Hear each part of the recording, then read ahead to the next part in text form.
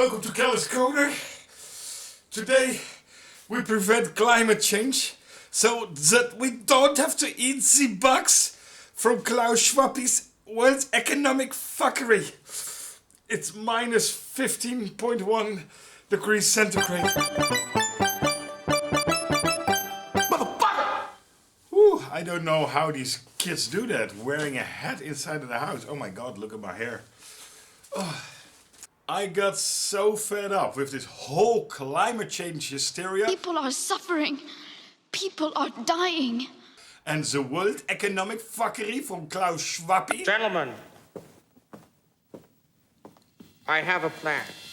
You will own nothing and you will be happy. You will eat the bugs. Well, fuck you. So we just change the outside temperature. That's my evil plan. We put vents all around and we just transmit minus 15 degrees centigrade, whatever you want. That is lower than the average, and we'll be done with this fuckery. Let's jump in and show you how I analyzed and reverse engineered the protocol. So the OS here is Dragon OS. It's basically a little ISO image that has Linux installed on it with all these gnu-radio tools or radio tools in general. So your HackRF1 is just recognized. RFCAT for your yardstick one is there. And the important RTL SDR, you should buy one. These are $20. Well, with the inflation, perhaps 30, maybe 40. But it makes life a lot easier. So the first step is to determine the base frequency that the outside unit sends on. Now in this Nexus case, we can actually press a TX button here and that will actually send it. So let's run this. So now we're listening on the spectrum and I press the button. And there we see. So if we click on where it actually aligns, that's the center. So it's 433.9. And that is actually really close because the specifications say it's 433.92. Now step 2 is actually to capture the audio and see what the encoding is, or in this case I know it is AM because you can actually hear it. And we're just going to record a packet. So I click on record, I try to center it a bit better and I again press on the button to send a packet and record the audio. Okay, so I have 2 packets. That should be enough. Let's stop the recording. And let's open this in Audacity. And I will bring in the audio that we just recorded under rec. Probably the bottom one. 845, that is it here. And let's listen to this. This is the... Okay, wow, that is loud. So let's cut off the beginning part. All the noise, we don't need the noise. And let's zoom in, Control Shift up. And center this. And you already recognize pulses here. Because I knew it was amplitude modulated, I heard it, I saw it, that's just experience. If you would have set it to FM demodulation, it would not be as clear, there would be a lot more noise, but you will still see the peaks and the troughs. So let's see, okay, we see that we have peaks. This is a pulse, let's measure the width, so I just select it. And look at the bottom, where I see it's 0.001 seconds. And a low, that's also 0.0, and this looks like a 0.02, yeah. That's a 0.02. I actually think that this should be a bit smaller than that. Yeah, it's 0.05. It's not, you should actually just measure the peak there.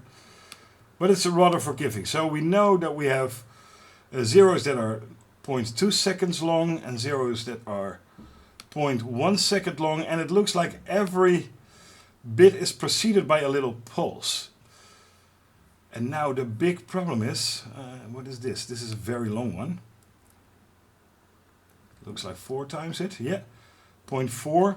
So I think what happens is we get a pulse, and if it's 4 milliseconds, it is actually a preamble or a start to listen marker. Then we get a pulse, and it will tell us we get a bit. Then we get a pulse, we get a bit. So the bits are low, and depending on the width, it's either a 0 or 1. Now I know that my base station is set to channel 1 and 155. So what I actually did was look for something that matched up with 155. And actually the first bits, when I see that this is a 1 and this is a 0 and that's a 0, that's a 1, that's a 1, hey, 0, 1, 0, 0, 1, that is 155. So I had the first set decoded, and I spent the whole evening actually decoding this, and I found out a protocol that looks something like this.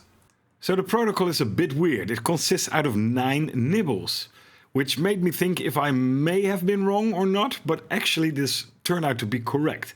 So the first 2 nibbles is the ID of the outside transmitter. Then we have a nibble that indicates the battery status. 1000 is battery okay, 0 is battery low. Then we have 3 nibbles that make up the temperature in binary coded decimal times 10. So then we have a nibble that is, I don't know really what it is, but it seems to only work with ones. And then we have 2 nibbles that make up the humidity in hexadecimal form. And we, thank God, do not have checksums. Checksums are really hard to decode sometimes. So now we could create the hardware. I use this TX transmitter module, which I power with my own dedicated power source. I use 12 volts.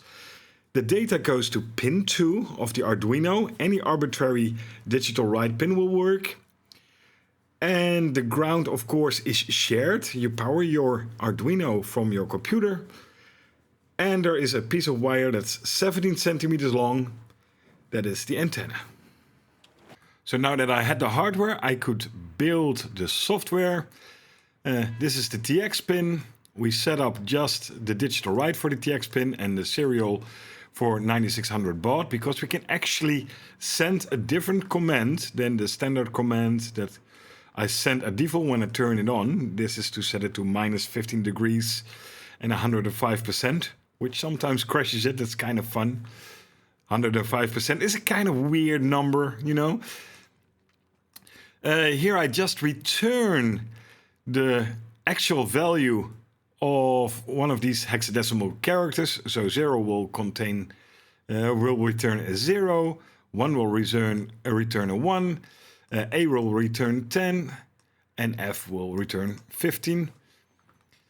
This is actually where we do the bit banging. So it will raise a pulse. That's the initial pulse that you see from 500 microseconds. And then we wait the arbitrary number of microseconds to indicate whether it's a 1 or a 0.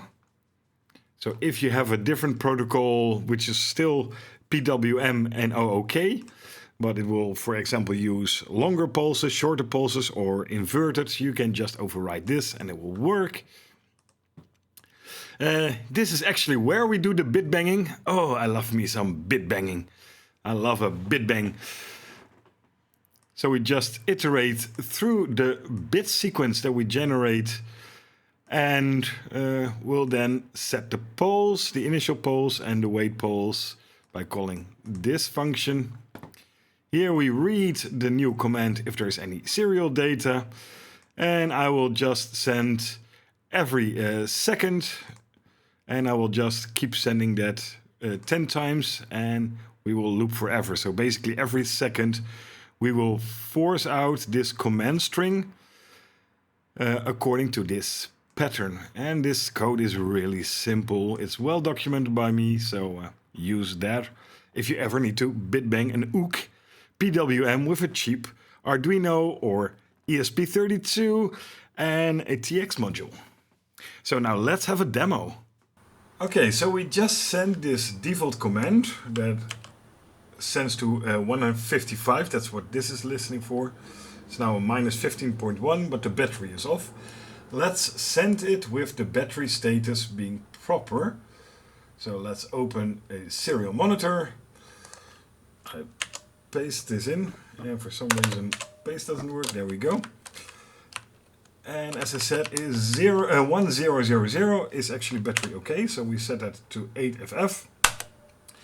This should not change, but this should disappear.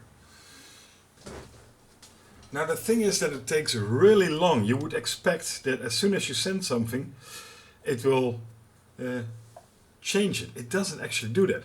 But you can expedite this by just taking out the batteries for a second, put them in, it will restart, and it will then try to connect to the first available spot. Well, that is of course this one. Oh, we need to actually set it.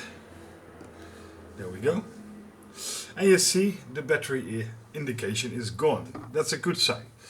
So let's do another one. Let's make it 0 degrees centigrade. So these 3 nibbles become 0. I skip out all the spaces, which allows you to make it easier, more easier readable. So we can wait for it to refresh, and it pulls every 1, maybe 2 minutes. It's very inconsistent, and that's what threw me off initially. So let's do the same trick again. Just take the battery out, and we force a new pull, and we set it to 0 degrees centigrade. And there we go, 0 degrees centigrade. It's actually working. Let's also change the humidity from that 100 to 15. So I paste it back. Set that back to 0. Because 0 is already climate change, right? And 13 hex, I don't know really what. 13 hex, that's 23%, 28%. Let's see. And let's do the same thing. Restart, and it will force the load. And that is 20%. Okay. That looks good. Let's set the battery okay. And let's make it a cozy 45 degrees, right? Centigrade, because real people work in centigrades. Only moronic countries still use Fahrenheit. So 81C2, I believe. That is 450. See if it's close enough. And we just force it again, because that is the fastest way to do it. And this is how I did it until I found the software RTL 433. Hey, 45 with my 95%. Look at that. So actually the code is working. We can hack this, and with this amount of power we can actually change every station within my flat block. That's kind of cool. So yeah, it's working. So they said that the highest temperature that this could handle is 50 degrees. So that is 14F500. So let's change 500 to let's say 600. That I don't know out of 258. Let's put 258 in and see what happens.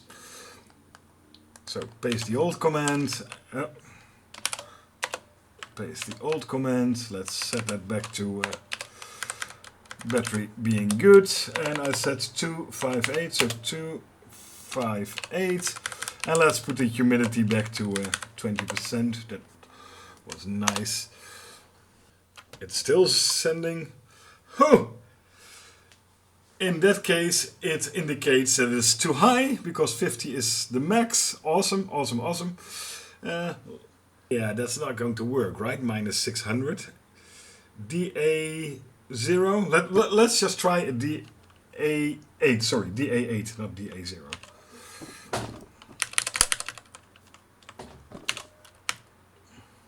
Still want the battery to be good. And DA8. And let's put this back to 20%.